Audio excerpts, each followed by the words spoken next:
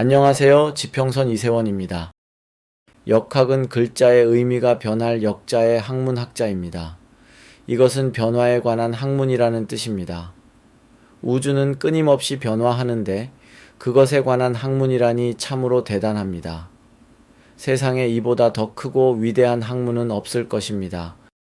그러한 우주의 변화에 관한 기초 이론들이 음양오행과 간지입니다. 여기서 주의해야 할 것이 있는데 주역은 음양오행 및 간지와 이론체계가 완전히 다르므로 별개의 학문으로 봐야 하고 주역을 음양오행과 간지에 연결해서는 안 됩니다. 본래 음양과 오행은 달라서 음양에 관한 이론을 음양학이라고 하고 오행에 관한 이론은 오행학이라고 부릅니다. 음양학에 관한 이야기는 주역에서 시작합니다. 태초의 우주는 아무것도 없는 무에서 시작합니다. 그러던 것이 무언가가 꿈틀거리기 시작하고 그것들의 혼돈 상태가 아주 오랫동안 지속되었습니다. 그 상태를 태극이라고 합니다.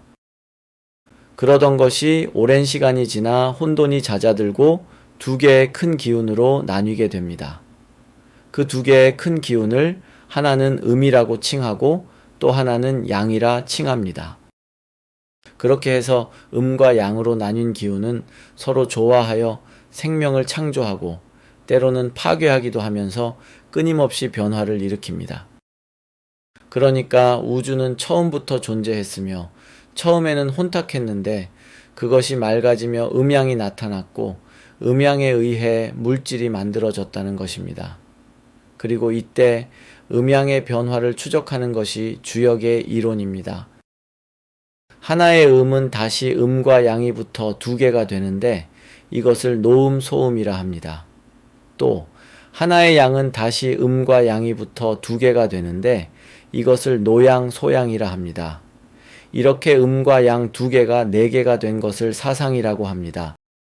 그리고 사상에 다시 또는 양이 추가되어 8개가 되는데 그것을 팔괘라고 합니다.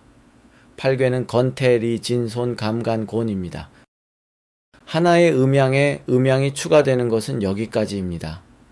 그리고 이렇게 해서 만들어진 8개를 2개씩 쌓아서 64개를 만들고 각각 하나씩 의미를 부여하여 64개를 만들어냅니다. 그런데 이상한 것이 있습니다. 주역의 내용을 보면 다분히 인간을 훈계하는 내용입니다. 그것은 도교와는 어울리지 않습니다. 도교는 본래 자연의 이치를 설명하므로 인간의 행위에 관해서는 이래라 저래라 하지 않습니다. 인간도 자연의 일부이므로 인간이 어떤 행동을 해도 그것은 자연에서 일어날 수 있는 일이기 때문에 그 행위에 가치를 부여하지 않습니다. 반면에 유교는 인간의 도리를 가르치는 것인데 주역의 내용은 인간에게 처세를 바르게 하라는 훈계하는 내용이 대부분입니다. 결론적으로 주역은 도교의 과목이 아닙니다. 많은 사람들이 주역은 자연의 이치와 점을 치는 학문인데 왜 유교에 포함되어 있나를 의아해 하는데 내용이 다분히 유교적이기 때문에 그러했던 것입니다.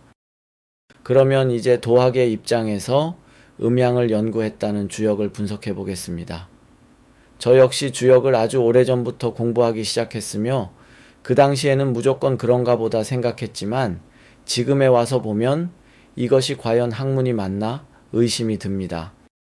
학문은 반드시 이론체계가 있어야 하며 또한 그것을 검증할 수 있어야만 합니다. 그런데 주역은 이론체계도 모호할 뿐만 아니라 검증이 불가능합니다. 일단 우주가 탄생하고 음양이 나온 이유는 맞다고 봅니다. 그리고 음양이 조화를 일으켜 만물을 창조하고 파괴하며 끊임없는 변화를 일으키는 것도 맞습니다. 우주의 물질이 만들어지려면 뭔가 그것을 가능케 한 이유가 있어야 하고 그것이 음양이라는 근본 원리라고 한다면 그럴 수 있다고 봅니다. 그런데 음양의 변화 과정인 사상과 팔괘부터 문제입니다. 음양이 그렇게 분화되어 가는 것은 충분히 가능하다고 보지만 그것의 당위성에는 의문이 있습니다. 어차피 음양이 계속 분화해야 한다면 8분화에서 멈출 게 아니라 8에서 16개, 32개, 64개, 128개 등 계속 분화를 해가며 물질을 창조하는 과정을 설명해야 합니다. 그런데 8궤에서 분화는 멈추고 8궤를 2개 쌓아서 64개로 이 세상의 모든 것을 설명하려 하는 것이 납득되지 않습니다. 그리고 그것의 해석도 마치 유교에서 말하는 것처럼 인간의 도리에 관해서만 말하기 때문입니다.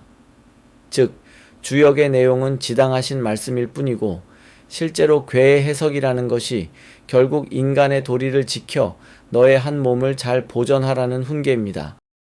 그래서 주역이 유교의 삼경에 포함되어 있는 것인지도 모르겠으나 주역을 점을 치는 도구로 알고서 사용한 것이라면 인간은 3000년을 엉터리 이론을 붙잡고 뻘짓을 했다는 이야기가 됩니다. 그럼에도 주역이 별다른 저항 없이 받아들여진 것은 내용이 워낙 교훈적이어서 굳이 이 학문에 의구심을 품을 이유가 없었기 때문이 아닌가 합니다. 주역점이 맞는지 안 맞는지의 유용성에 관해서는 학문적으로 다루지는 않겠습니다. 그것은 학문의 분야가 아니기 때문입니다. 사주학은 이론이 명확해 맞는지 안 맞는지를 학문적으로 근거를 대가며 따질 수 있는데 주역은 이론의 당위성이 희박하고 점치는 행위는 학문과 관련이 없으므로 학문적으로 다룰 수 없기 때문입니다. 물론 그렇다고 주역점에 관해 이야기를 못하는 것은 아닙니다. 점치는 행위는 본래 도가의 술이기 때문에 얼마든지 이야기할 수 있습니다. 그리고 도가의 학문인 사주학에서도 그러한 현상을 설명할 수 있습니다. 그것에 관해서는 나중에 다시 다루도록 하겠습니다.